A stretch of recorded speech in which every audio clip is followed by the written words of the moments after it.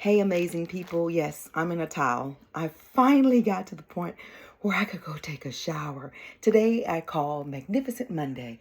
I got a lot done, from making jewelry to Instacarting to being spiritual to getting exercise in to being on a call for prayer for someone in need, but not in a bad way, but in a great way, because she's going to be an attorney and she's going to take her bar exam tomorrow, to getting homework done. I got it all done. So now let's get into this book, The Law of Divine Compensation by Marianne Williamson.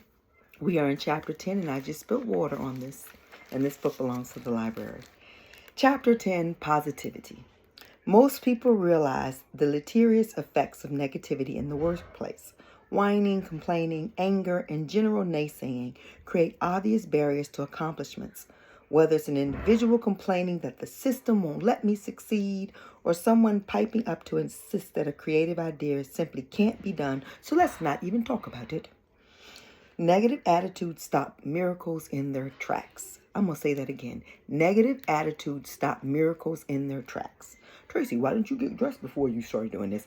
Because I just wanted to take my shower, put my coconut oil on, do my reading, put my nightgown on, and start laying out, vegging out to the office. So I'm going to get this done. And my nightgown isn't for social media. You know, tall is, can't see nothing. Anyway, let me finish. While the power of negativity is clear to most everyone, the power of vigorous positivity receives short shrifts in comparison. Positivity is more than the absence of negative. It is the presence, through thought, word, and action, of the positive. In other words, simply not being negative is not enough.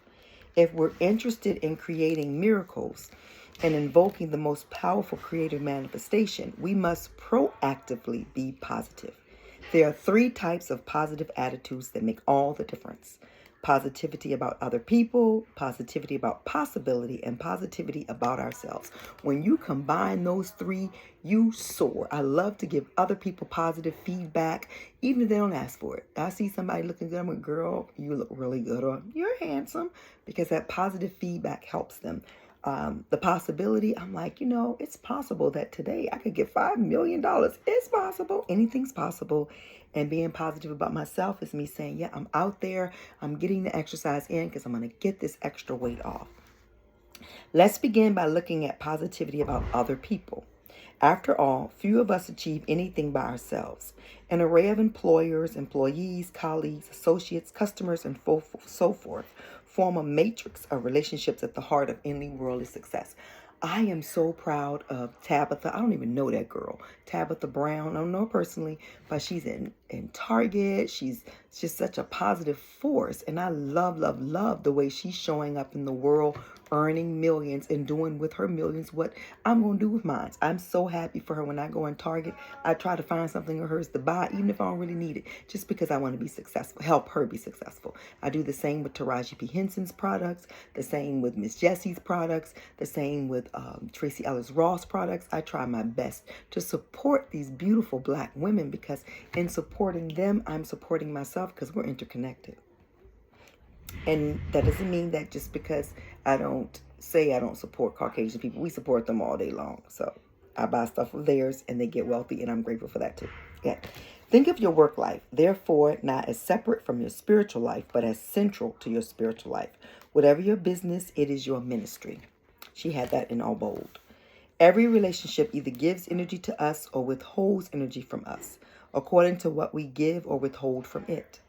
And it is not only our behavior towards others, but our very thoughts about them that builds and or destroys relationships.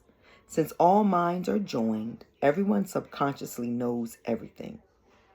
Thinking positively about those we work with or would like to work with has a miraculous power. When we think of someone with love, we are making a soul contract, thus invoking the expression that person's highest self. That in turn increases the possibility that he or she will meet us on the level of our own highest self, bringing greater chances of high-level synergy and creativity between us. And if you wonder why I'm shining, I just use pure coconut oil after I use my loofah and take my shower and scrub myself off. I put slathers of pure coconut oil. My sheets show it. And that's why I have to change them so often on my skin all over. And that's why I glow, Bookie. Well, that's why I glow on the outside. I'm glowing on the inside because I'm just that girl. That little spirit-filled girl. Where was I at? Since all minds are joined, everyone subconsciously knows everything.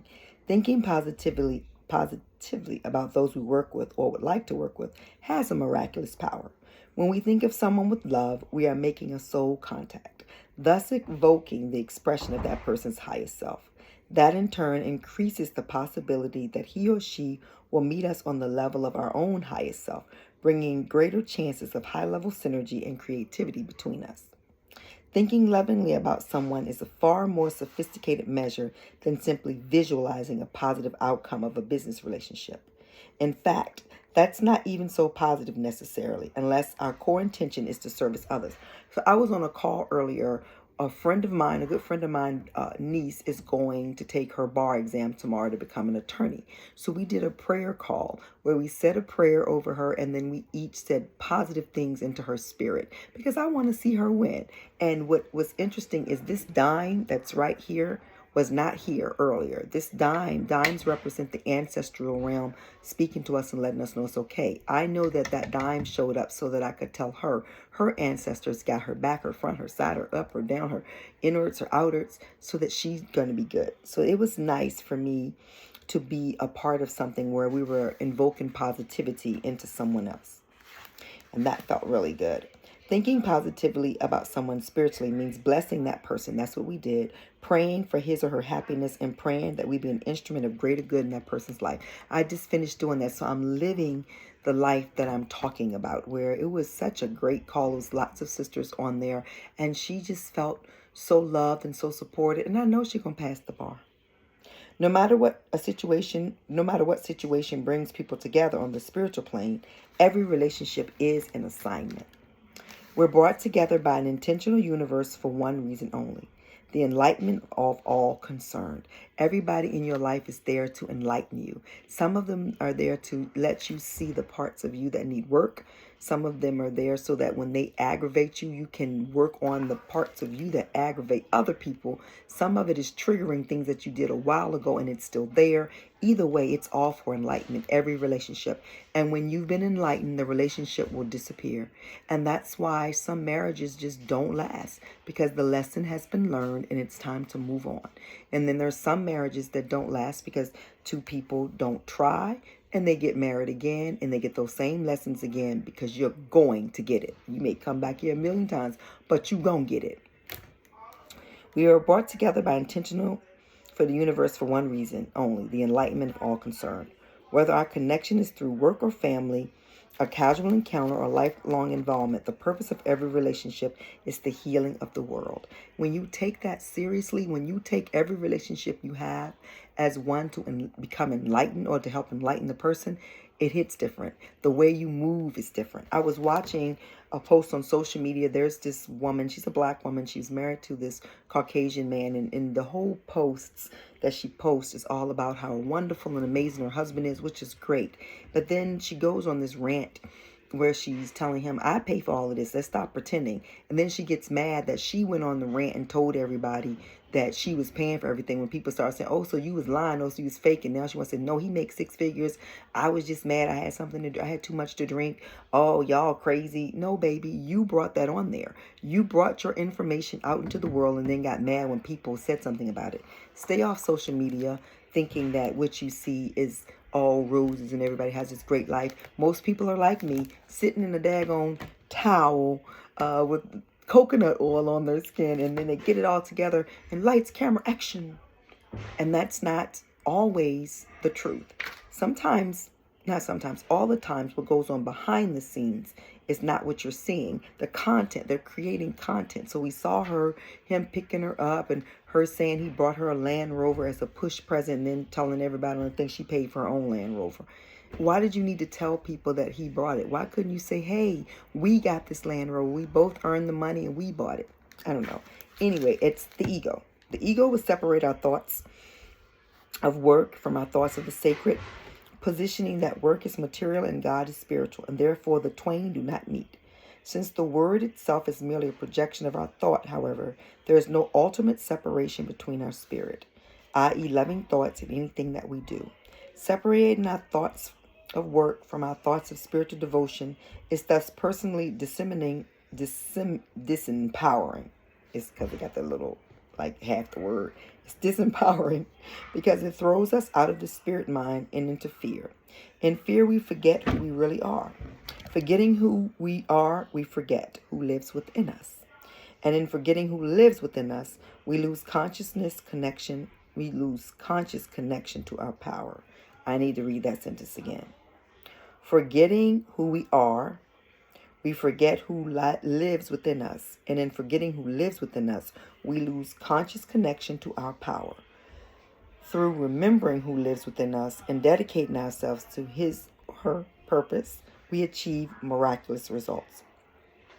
Think of your work life thereof as not separate from your spiritual life, but as central to your spiritual life. When you do that, when you bring your spirituality to everything, it just gets better. Even if you work at Wawa making coffee for people, if you do it with a smile on your face and sending everybody love, that coffee gonna taste so good to them. They're gonna keep coming back to Wawa for that coffee because they're gonna say, my God, when I drink that coffee, I feel great. When really it's just you just sending them love. No matter what you do, it's needed, it's important, and do it with a smile. There's a guy that works in the Kroger that I go to. That is the most miserable man. When you go near him, you kind of want to step back because his energy is so negative. I decided that that's him, and I put up a barrier, but I keep sending him love.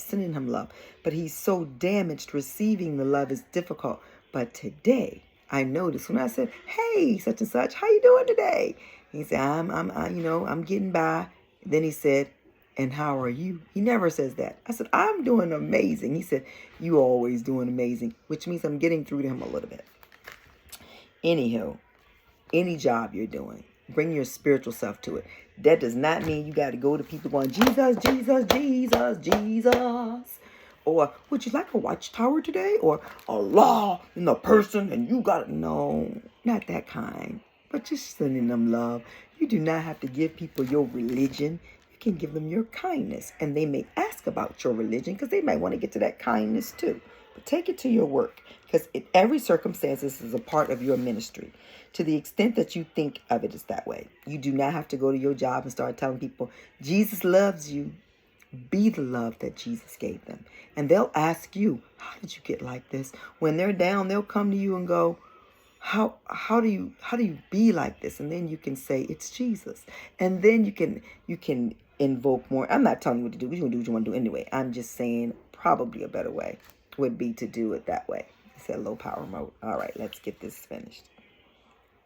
Such devotion uplifts the vibration of your thinking, thus improves the experience that others have of you and that you have of them. We're going to go ahead and stop right here because my battery is very, very low. I did not recognize that being on that call so long. But this is The Divine Law of Compensation by Marianne Williamson. I am Tracy Lene. I love to read to you. I would love it if you would like this video, if you would share this video, and if you would subscribe to my channel. Have an amazing night, and if good Lord willing, the creek don't rise, I'll be back tomorrow, still in chapter 10 with a charged up battery. Bye.